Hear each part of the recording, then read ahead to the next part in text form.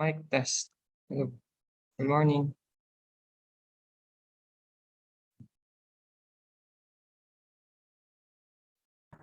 Good morning, sir. Yan. So, klaro man ako nga, tingog. Wait lang.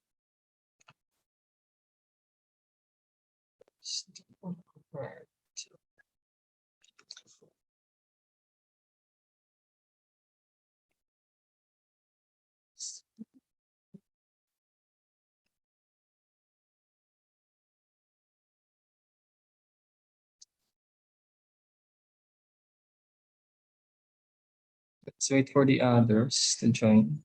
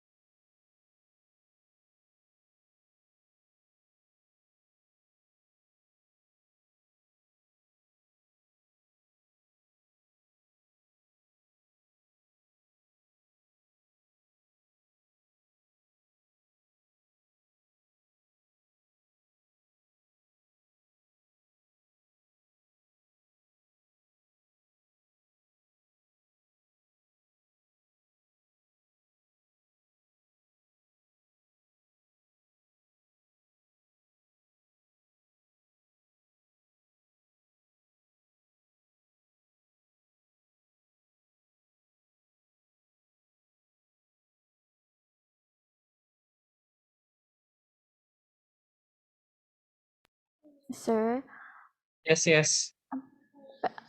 nakagawa na po ako ng account sa Autodesk, sir. Isasend ko lang sir, yung email, sir.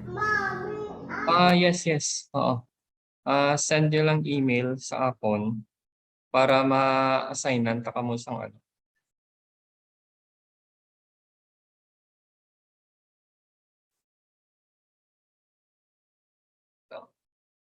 Sige, sir. Thank you, sir. We will discuss that one by Friday siguro or next meeting.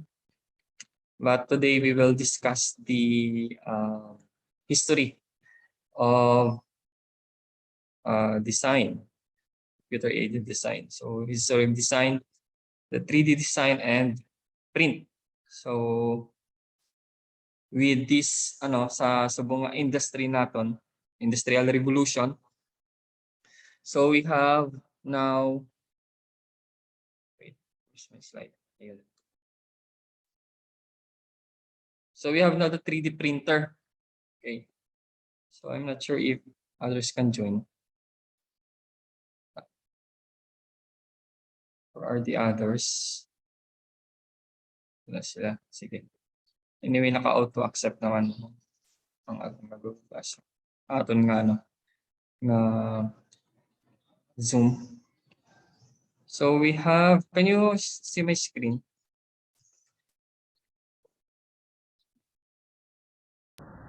Yes, sir. Kita po.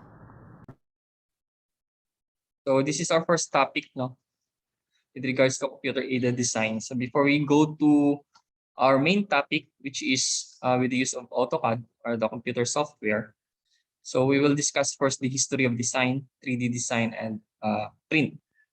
Okay, so this was started, no, during the history. So history of computers.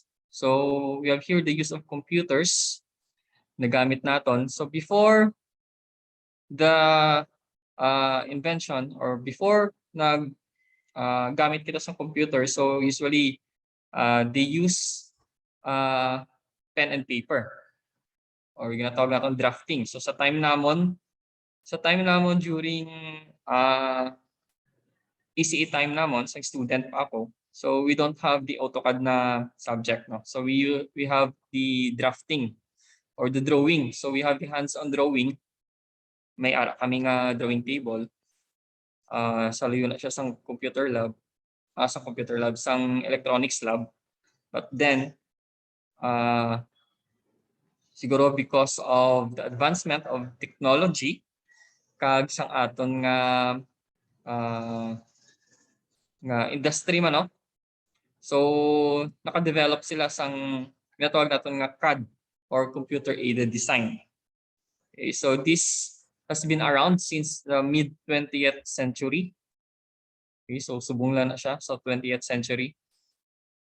And this was emerged in 1950s and is commonly credited to Douglas Ross.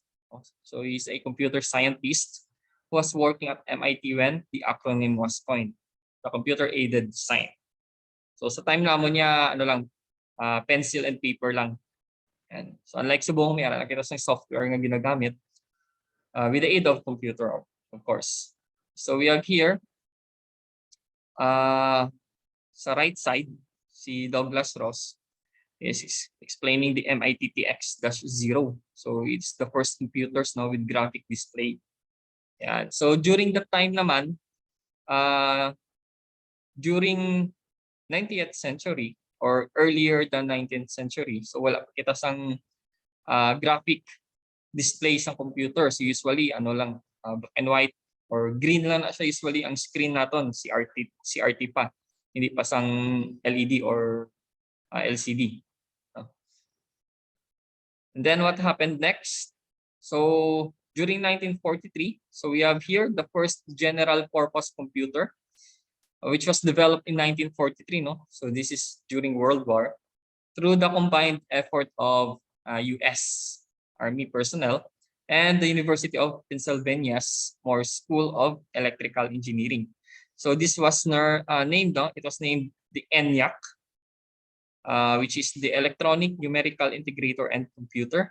And this was used principally to calculate ballistics for US Army artillery shots. Okay, so we will talk about computer history later sa computer programming nato na subject. Okay.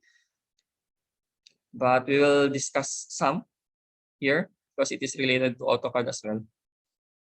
So next we have during 1953, after 10 years, so this is the first graphics formed, no, through mathematical equations took place roughly 10 years later, and it involved, no, the use of a computer numerical control machine or what we call the CNC. So CNC stands for computer numerical controlled machine, and a cutting tool. So rather than the electronic displays you think of today. So these early CNC machines translated time and positions inputs. So we have the X, Y, and Z. So may ara siya sang horizontal, vertical, and then may ara siya sang diagonal, okay, which is the Z axis. So it cuts, no, to make cuts in the form of common shapes, which is the earliest graphics. Yan. So we have here the illustration of or the picture of Siemens CNC panel. So muna siyang one of the example. And then here we have the IBM 7090, no. Paano ba to? Ayun.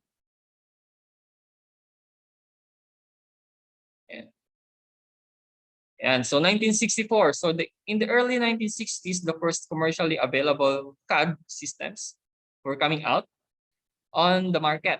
So the first of these were used by large aerospace, engineering, and information technology companies like Lockheed, General Motors, and IBM. So usually ang General Motors, IBM ang naging pioneer.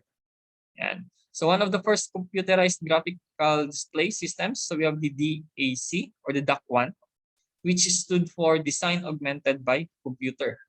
So this came out in 1963 as part of a joint project between two of the aforementioned companies. So we have the General Motors and the IBM. So the General Motors unveiled the technology in 1964 and used it for nearly a decade until it was eventually replaced by a superior iteration. So tanan naman nga technology may ara siya sang limit, di ba? So it evolves. Okay, so wala kita sang technology nga wala ga-evolve. So even our cell phones, diba? Evolve from 3310 to iPhone 13 o iPhone 12, diba? So nag-evolve ta nga technology natin. Okay. Then during World War II, so this is the beginning of the computer-aided design or computer-aided drafting. No? So during World War II, computing underwent a lot of development. So we have here Patrick Hanratty, so the father of CAD or CAM.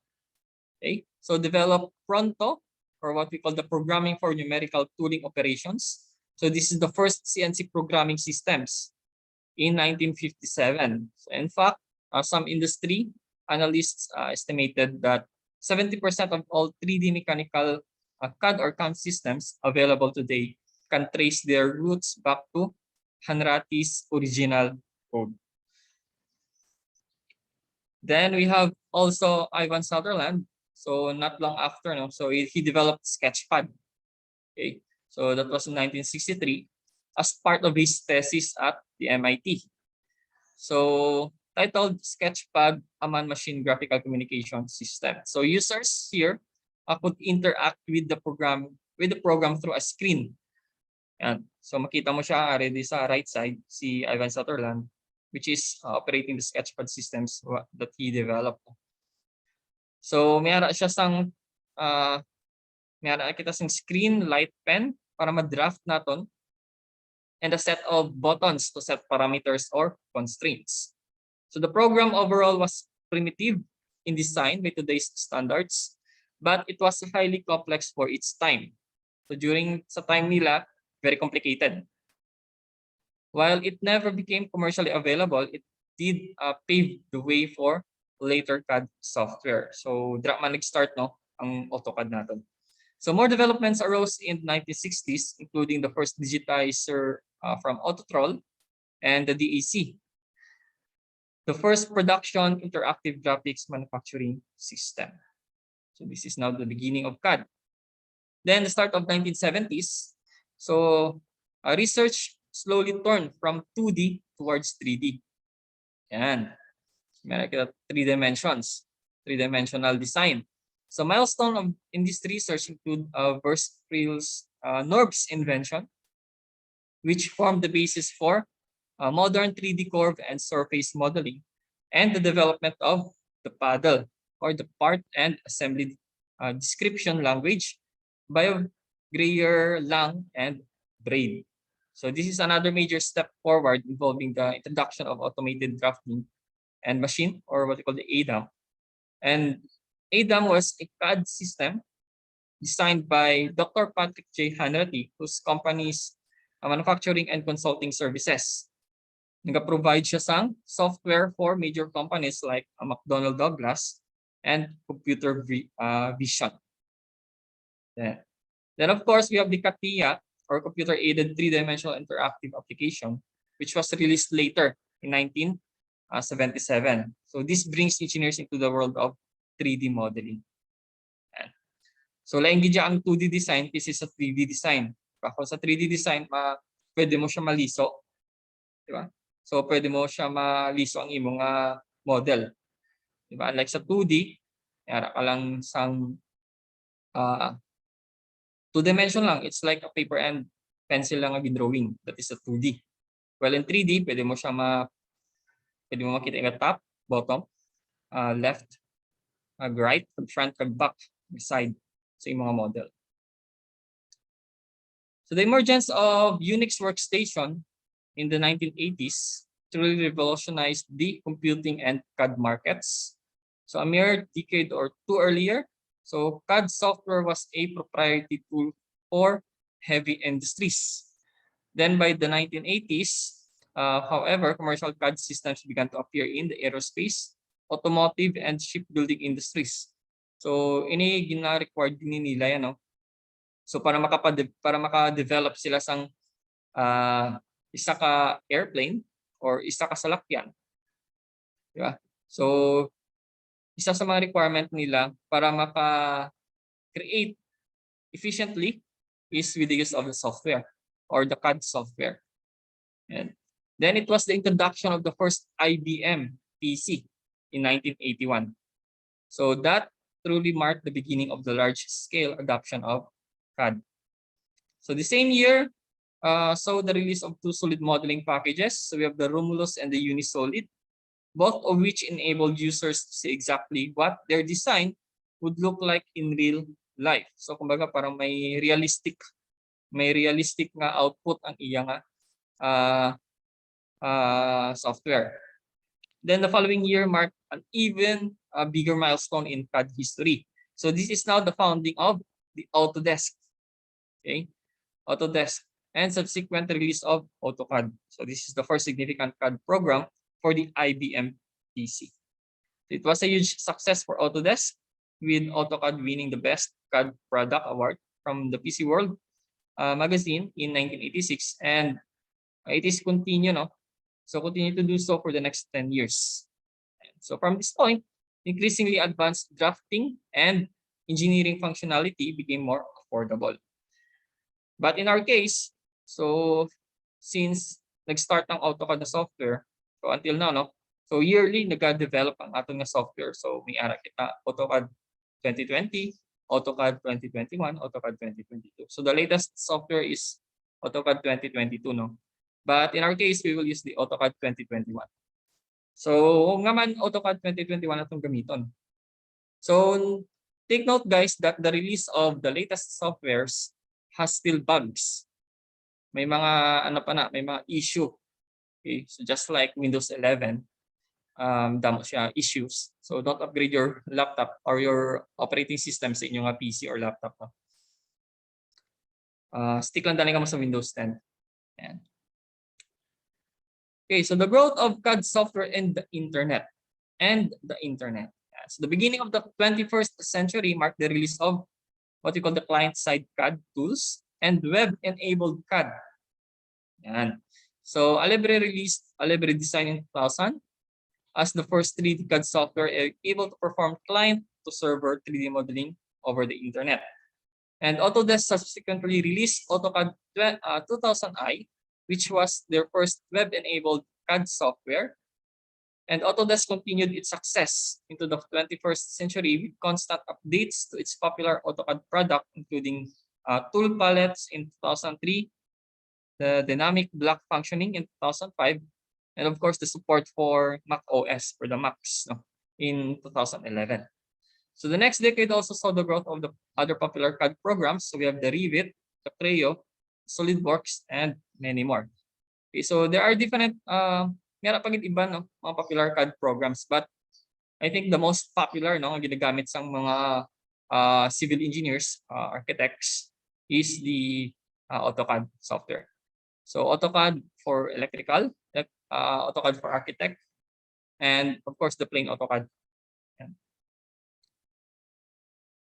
So ano yung benefits ng CAD sa modern era natin? So we have the pros here, or this is the advantages.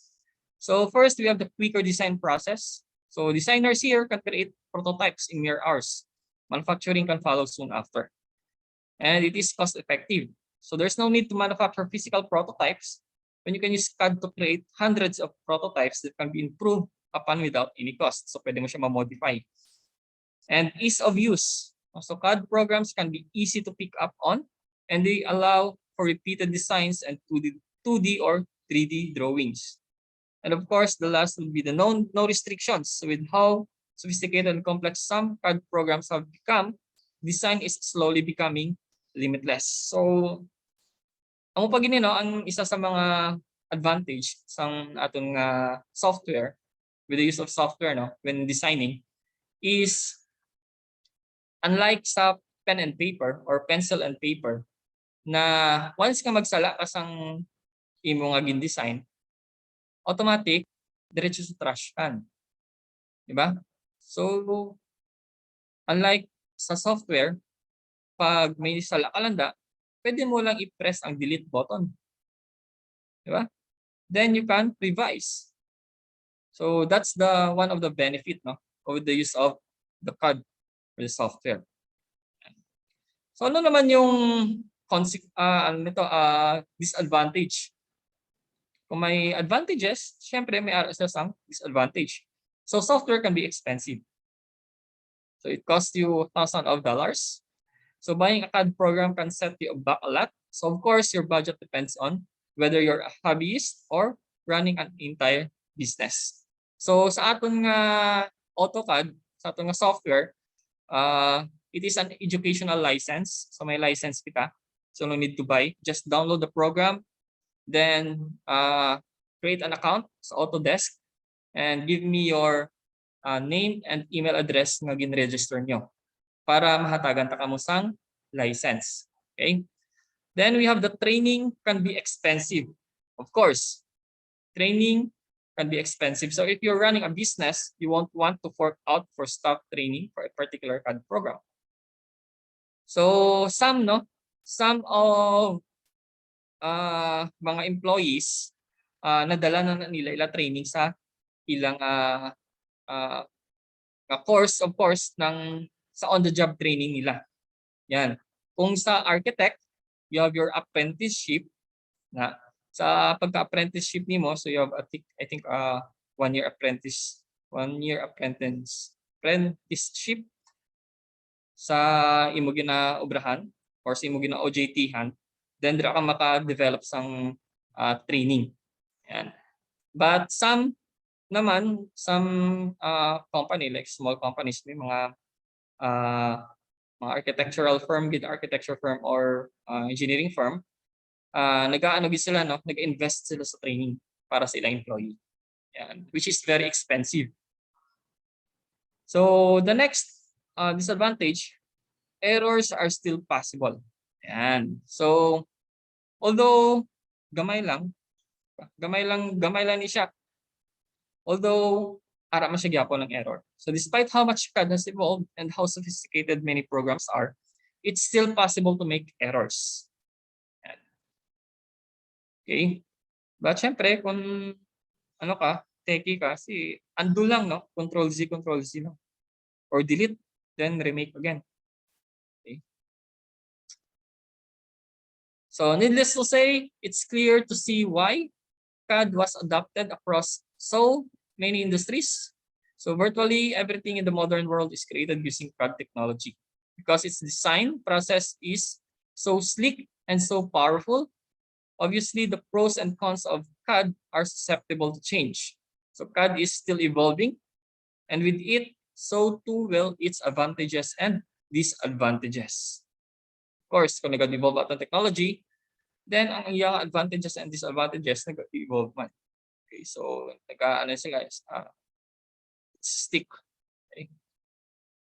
Okay, now let's go to the 3D modeling. So ano yung 3D modeling naman? So first we take a look for an overview of history and industry applications. So developed for the first time in 1960s by the creator of Sketchpad. Yan. So dito nagsimula yung 3D modeling natin, which is Ivan Zutterland. So 3D modeling can be simply defined as the process of creating a three-dimensional digital visual representation of an actual object using specialized computer software. Think of it as a realistic drawing but with much more complexity involved. So parang ano siya, real life siya. Yan. And because you can incorporate real-time data into the model and interact with the object using a computer, just like a physical model, the object can be rotated. Yan. So pwede siya ma-rotate 360 degrees, a flip, pwede siya mabaliskad, exploded, or manipulated in all sorts of ways on the screen. But of course, it depends on your software. May software nga limited lang ang iyang uses, limited lang iyang applications. So some software makers market their 3D programs and 2D programs as separate packages. But there are plenty that combine them into one. So depending on the software used and hardware specifications of the computer, so 3D models can be created through several different procedures such as algorithm-based modeling or hand drawing on the computer or scanning. Sa hand drawing siguro, pwede ka na gamit Photoshop. Texture mapping will help create more refined details on the surfaces of the models. And to make every model as realistic and interactive as possible, it must be based on a collection of data points. So 3D models can be divided into 3 major types as follows. So based on the data points, they use first wireframe 3D models. So mostly ginagamit to sa mga car manufacturers. No? So 3D models of this type may not look realistic at all because their constructions or drawings consist only of networks or networks of wires. And so parang skeletal. Okay? Parang skeletal siya. Which is connected to make certain shapes built from a combination of nothing but lines and arcs. So all surfaces here are transparent. Then later on, i-render na siya, no? So pwede ka select sa mga ang colors ng mga car. So and then i-render pagid siya para mag realistic pagid, no? Yan. Then next, we have the surface model. Ito na siya. Ito na yung surface model mo. Ito yung wherein pwede ka select na sang color sa imong model. Diba? So this is the more realistic 3D models which have definitive surface textures. Yan. So rather than using only lines and arcs, parang sketch lang, di ba? Diga-sketch ka lang. So surface models look more like paper models. So as each sheet of paper can be placed anywhere on the screen at different angles to build the desired shapes. So parang overlay. Kung sa Photoshop pa, parang overlay siya. And it's also possible to separate and join surfaces to make further modifications. Since the surfaces are opaque or translucent as opposed to transparent. So we have here the background areas are obscured, creating a more realistic visual representation. But of course, makita mo man gihapon ang iyang skeleton, no? Mga first layer mo, which is the skeletal na drawing mo. Bagin applyan mo lang siya sang surface, sa imo nga skeletal. Next, we have the solid 3D models. Yan. So this is the most computational demanding type of 3D modeling. Although they look similar to the previously mentioned type of 3D model, this model type incorporates more data points than any of the others. So these include weight, material density, and the center of gravity. And of course, the mechanical stress. Kung ang imong ginaobra or imong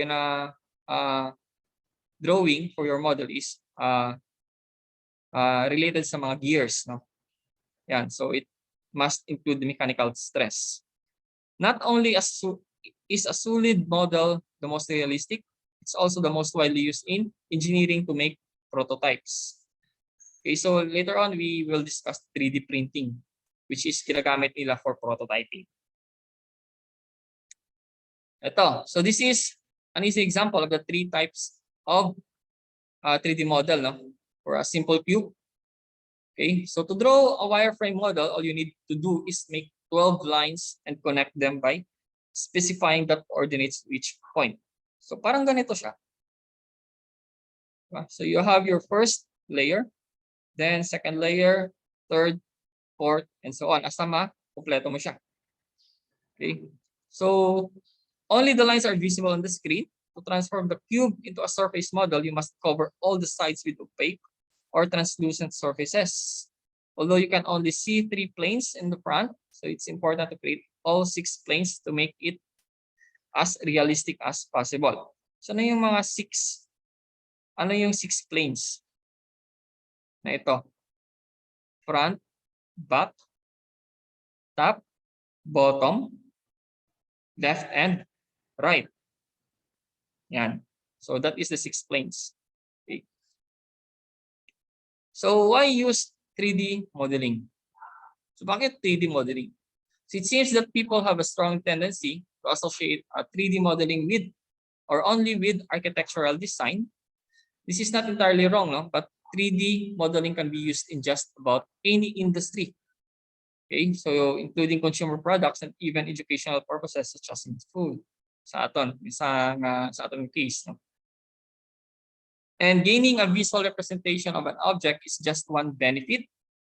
In addition to getting an accurate rendering of the object, so 3D modeling, at least from an engineering perspective, gives a great deal of technical detail with nearly zero errors, if any at all. So, para lang may ano ka bala, may kumbaga para may ara ka sang realistic overview sang design. Let's say nag-obra ka sang balay. So, kung nag-obra ka sang balay, wala sang design, di ano to, surprise. Surprise yung ginatawag naton. Okay, so para makita mo man no, later on nga sa imong design,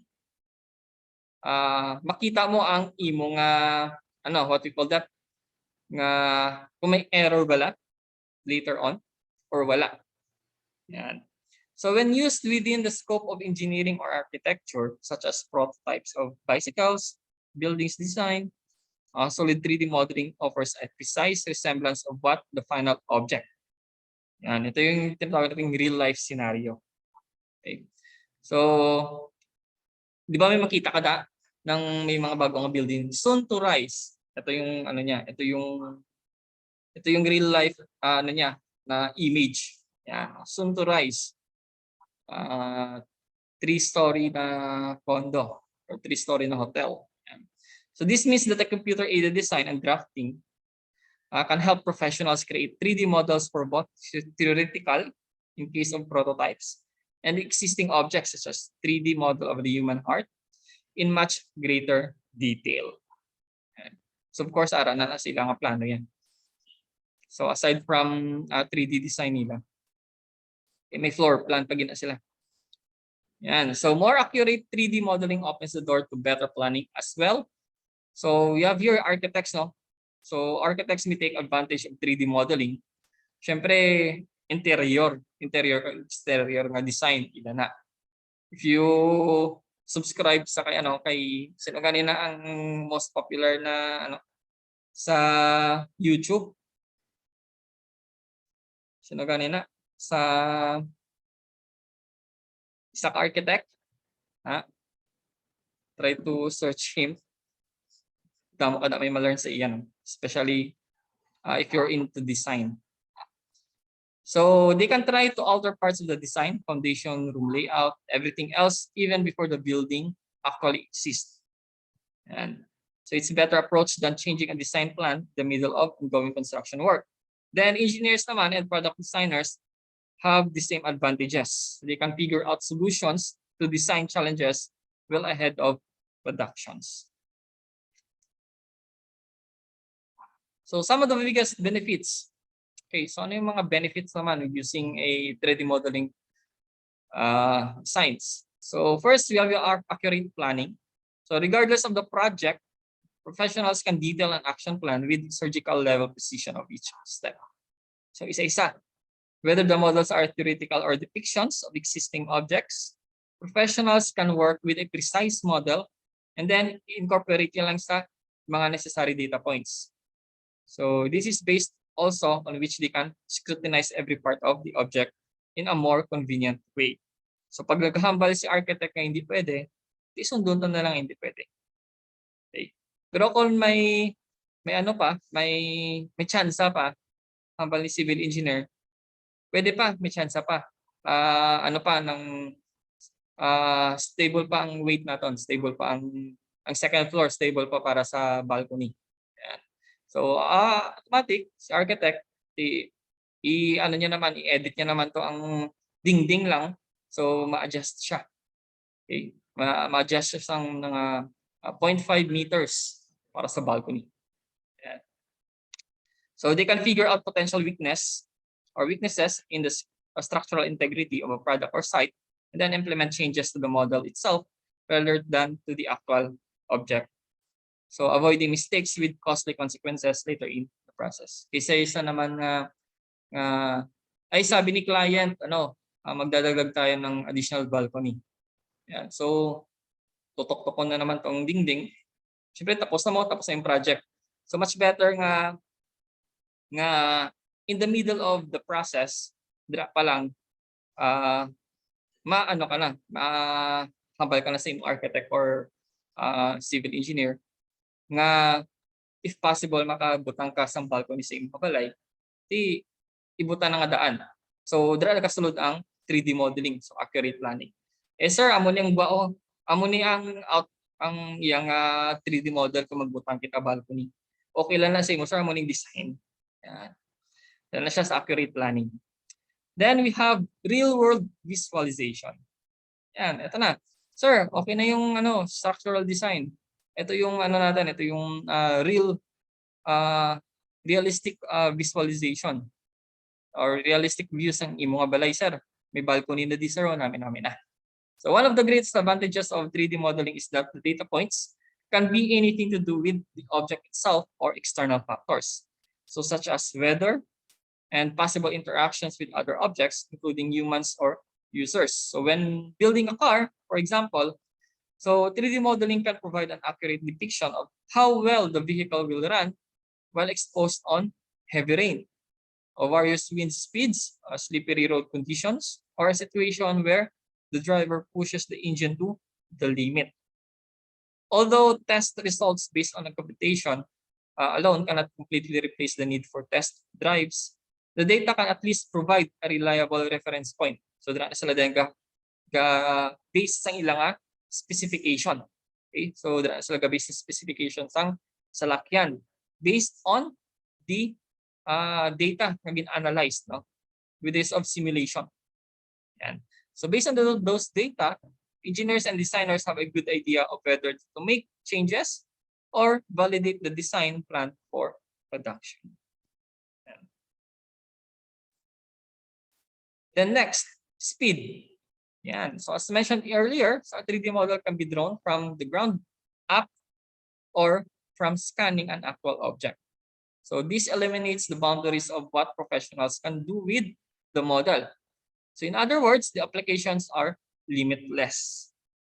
So many examples of 3D modeling revolve around the creation of a product, such as building a skyscraper or designing a car.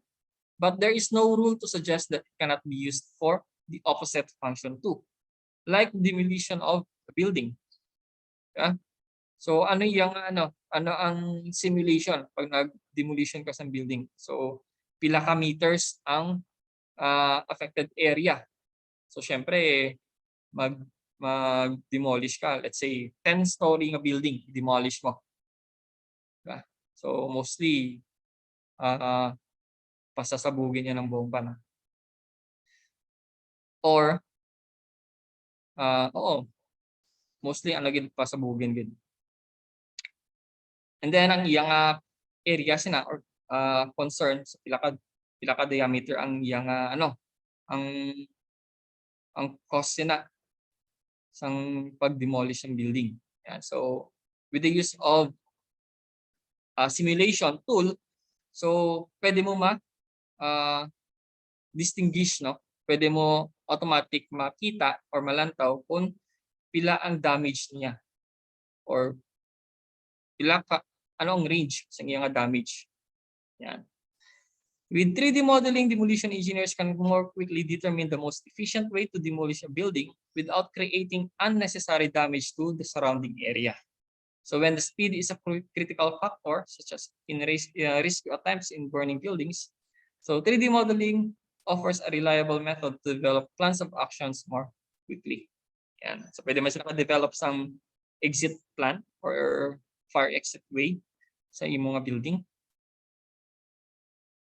And then, okay, so yun lang, no? Tatlo. So it is worth mentioning that 3D modeling is not only for professionals, although the cost of acquiring the hardware and software necessary is still relatively expensive.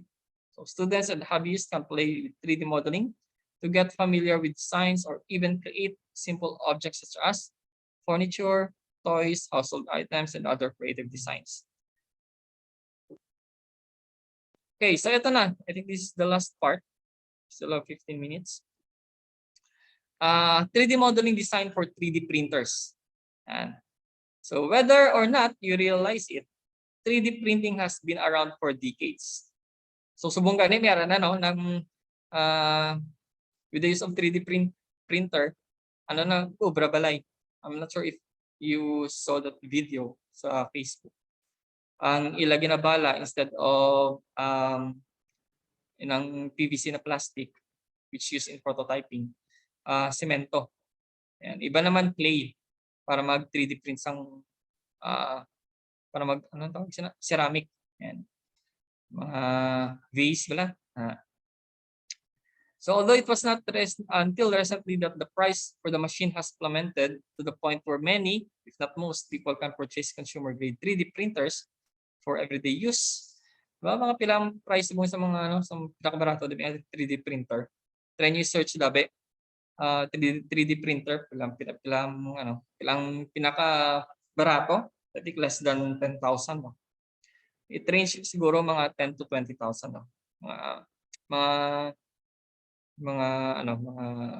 parang pang starter lang. And so 3D modeling and 3D printing are an exciting combination to imagine. And it's likely that they're becoming easier and cheaper to get.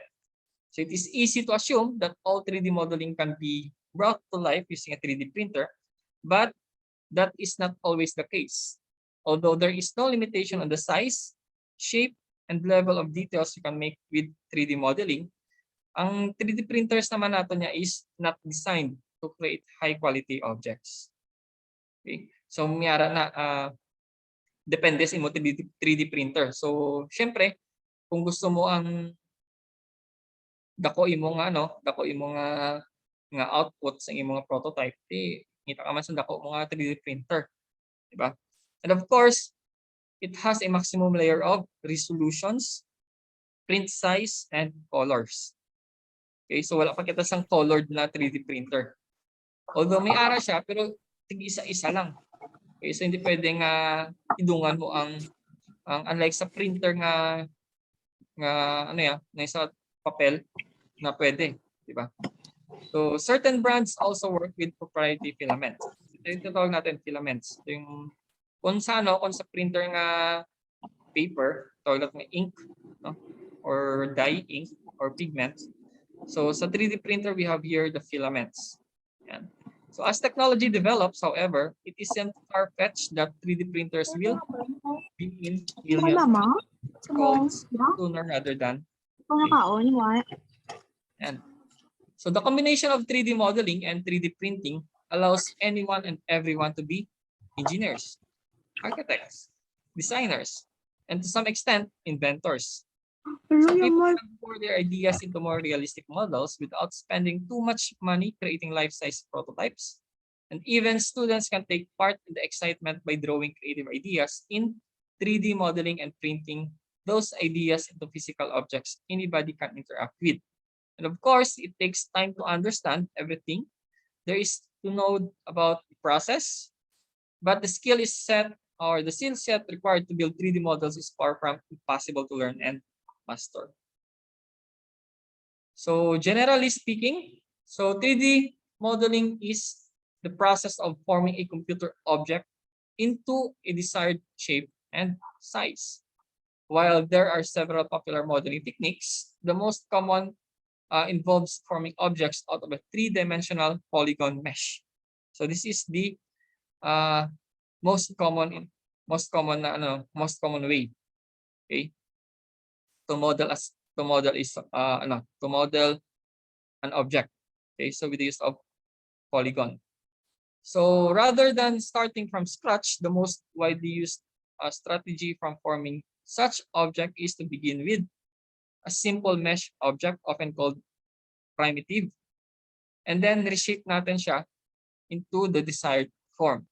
So primitive shapes can be anything from single point or vertex to a two-dimensional line, which is the edge, or curve, which is the spline, to more complex 2D and 3D objects like circles, spheres, cones, torsos, and cubes. But later on, may introduce ko sa inyo na na online 3D software. Although may harapan kita sa AutoCAD na online. Okay, so ito siya, Tinkercad. I think sa senior high school, grade 12 or 11, I think. Na-introduce ko ni sa ilan, ang 3D design using Tinkercad. So Tinkercad is a relatively new 3D modeling program that has quickly become very popular with educators. So you can search sa Google about Tinkercad, then you will redirect the website, Tinkercad, I think tinkercad.com. So yung publisher din ito is Autodesk, which is also the maker of AutoCAD. It is completely free and web-based. So all you need is a computer, internet connection, and a relatively up-to-date browser to start tinkering. Additionally, Tinkercad boasts what is arguably the most user-friendly and approachable interface of any 3D modeling program. So parang siya, pang education talaga siya. Because you have your basic shapes there. Box, cylinder, pyramid, ano ba yan? Roof, round roof, sphere, and so on. Actually, madali lang siya gamitin. So while it has nowhere near the functionality of some of the more advanced programs, it is a very good choice for educators who want to get their students or themselves up and running quickly with the basic modeling without needing to spend much time on training. So parang lang siya talaga, parang ito, maganda to if you want to explore. In addition to providing a generous number of primitive objects with which to begin building, Tinkercad also makes it easy for users to import 2D and 3D shapes from your computer or an external website. So later on, if you have a design now, so with the use of Tinkercad, you can automatically direct it sa inyong mga 3D printer. Okay, so kung ano yung mga design, pwede mo siya ma-print isigida sa 3D printer. Yan.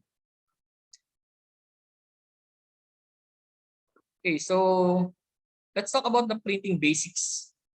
As cool as 3D printing is, there is a lot of hype around it, which sometimes causes confusion. So this is an example of a 3D printing. I'm not sure who is this.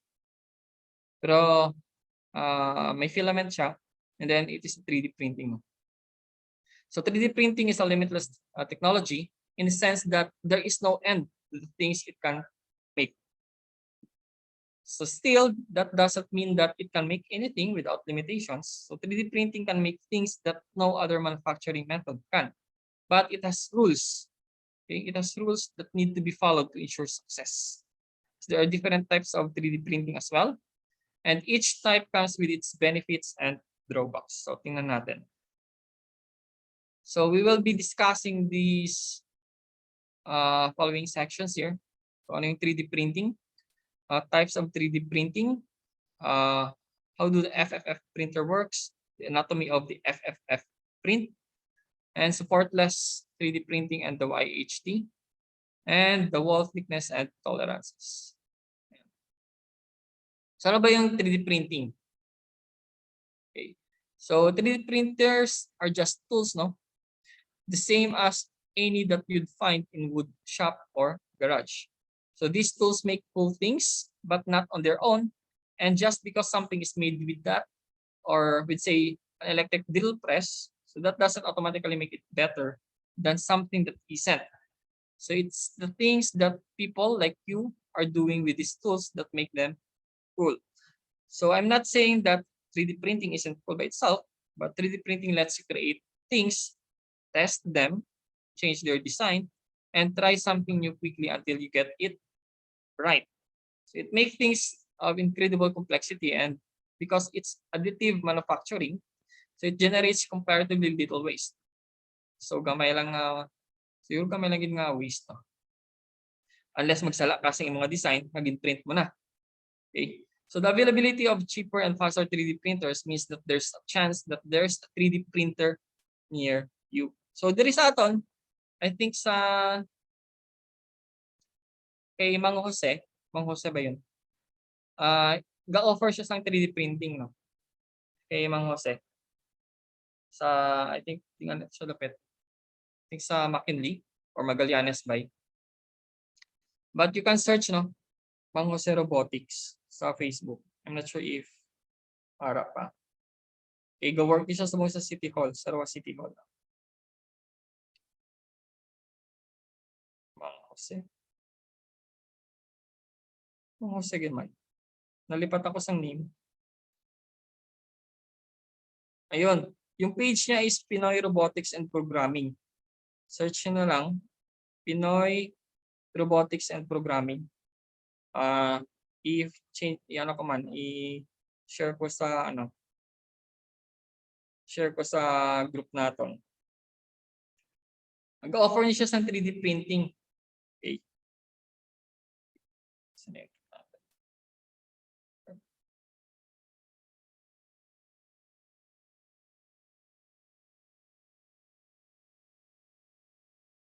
Yeah.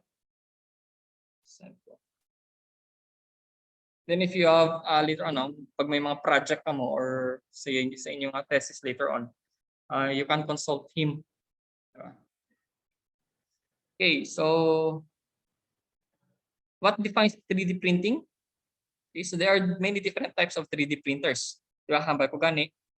It depends sa imo nga paggagamiton. So you have the filament or parang ano lang siya, plastic lang. And then may man nga pang pottery, which is the clay ang imo ginabala. And then may ara naman nga cement, no, ang ginabala. Okay. So 3D printers also benefit from being computer-controlled machines, also known as the CNC machines. Meaning they do what they do with minimal human interaction after the design work is done. So pagkatapos ng design, salpak mo lang sa SD card yung mga file, and then pindot-pindot lang sa control panel, automatic yung machine na mismo yung mag-create ng design mo. Okay, so what to design for? So you have here the FFF 3D printers, no? So ano yung mga techniques? Okay, so also many of the techniques of FFF design transfer to the other types of 3D printing, but because FFF 3D printers have limitations, there will be some things that you need to know first. So tingnan natin. Okay, so paano ba ito nag-work? So it tends to be a lot of variation, no, with the family of the 3D printers. So some have their mechanisms exposed to the environment. So they're meaning easy to repair. Well, some are protected with fancy covers, which is naka-enclosed, no? Naka-enclose ang iyang mga electronic parts, naka-enclose siya. Okay. So some have one extruder, while some have two or more. Or may araman sang iba nga extruder yung manual nga ginabutang like sa clay or sa cement. Okay. So some have fancy interface screens and some require you to use a computer to access even the most basic functions. Yet for all their variations, there are many similarities that all FFF printers share, which define their types. So, tingnan natin dito. Ayan. Ito yung filament mo. Ito yung 3D printer mo. Ito yung design mo. And this is your 3D printer. Yan. So let's take sa next slide natin. Okay, so we have here the anatomy, layers, outlines, and the infill. We will discuss the I'll try to read this one. Discuss natin yung Okay.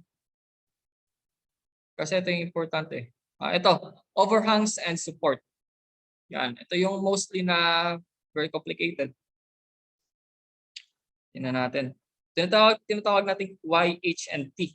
So paano ba tayo mag 3D print nito? Okay, so tingnan mo, kung pag 3D print mo itong patayo, automatically, yung dito, walang support. Diba? Walang support siya. So mostly, yung filament mo dito is malalaglag. Malalag yan. Magda-drop yan dito. So gagawin natin dito is, i-flip natin. Pahihigayin natin. Para yung pag-print niya is pag ganyan. Pahiga. Yung nakahiga na Y. So, para hindi siya mag-droop. Yung tawag na pala na droop. Yan. Magtulo. Through your filament. So, this is one of the issue, no? If you're not know the techniques on how to get this done in a 3D printer. So, meron naman yung iba, ginagawa nila is hinahati nila. Okay, just like what I did sa project ko during my masteral. Nagpa 3D print ako kay Mang Jose, isa ka swirl. I'm not sure if nandito ba. I will share it to you later sa last. Then we have also the H bridge. Ayan, merong konting group. Ayan, pagpatayo, yung pag-print. So much better is pahiga talaga. Okay, so pahiga mo na lang para dire-diretso walang group. Okay. Then meron din T.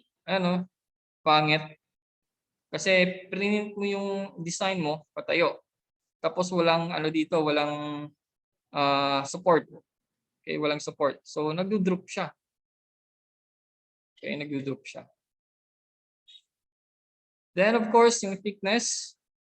So try to read that one. Then minsan, ito, pixelated, no? Yung mga butas. Yan. Okay.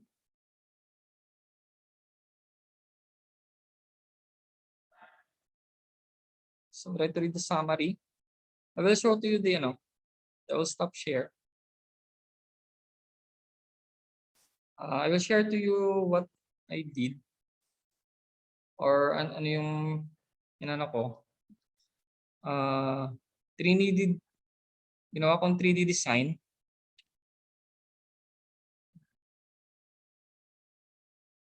Ginawa kong 3D design and then hinati ko siya sa dalawa, no? Share my screen.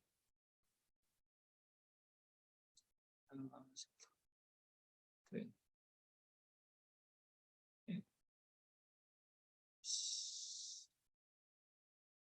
Process. 3D design. Tingnan natin.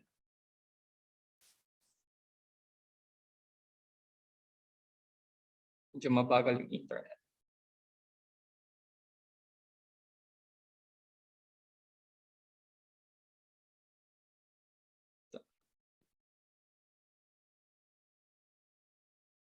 Ito ata yung project.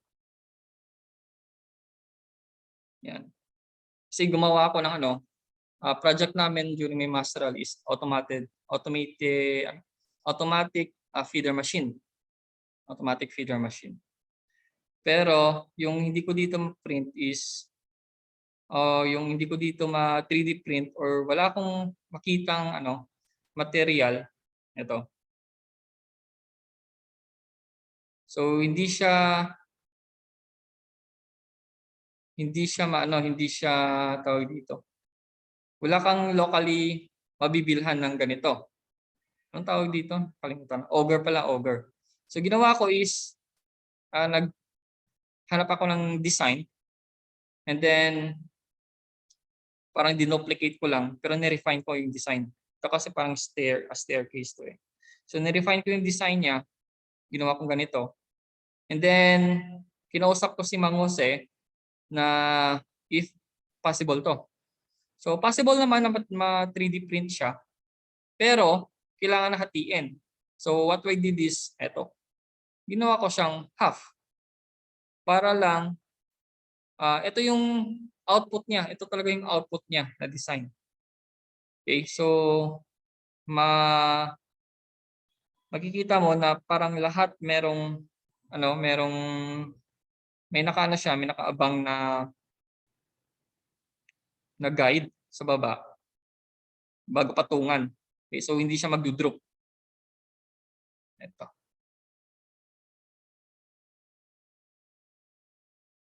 Yung actual nito nandun sa bahay. If you want to check. If you want to check, pwede ko siya dalhin yung output na to. Sir, kung mapatapos sa print, idikit lang sila dahil sir, i-assemble lang. Yes. So what I did is after ma-3D print to, inano ko siya,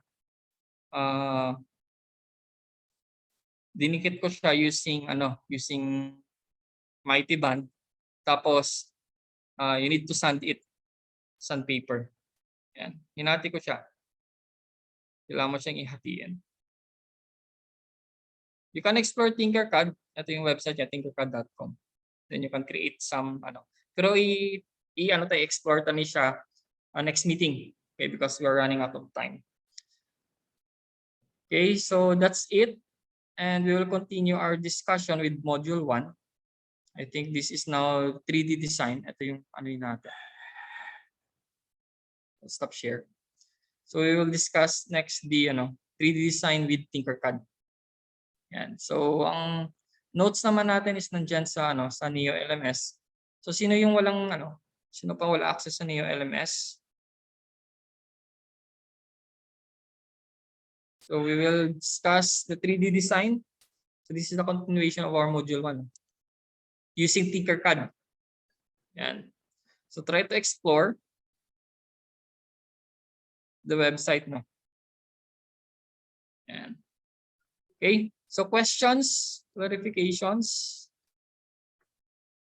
before we end our discussion? Meron? Wala, sir. Okay, if none, I think we can dismiss our class. So see you later sa computer programming, 1 p.m. Okay? So have a great lunch ahead. Okay, Bye, sir. bye-bye. Okay, sir. Thank you, sir. Bye, sir.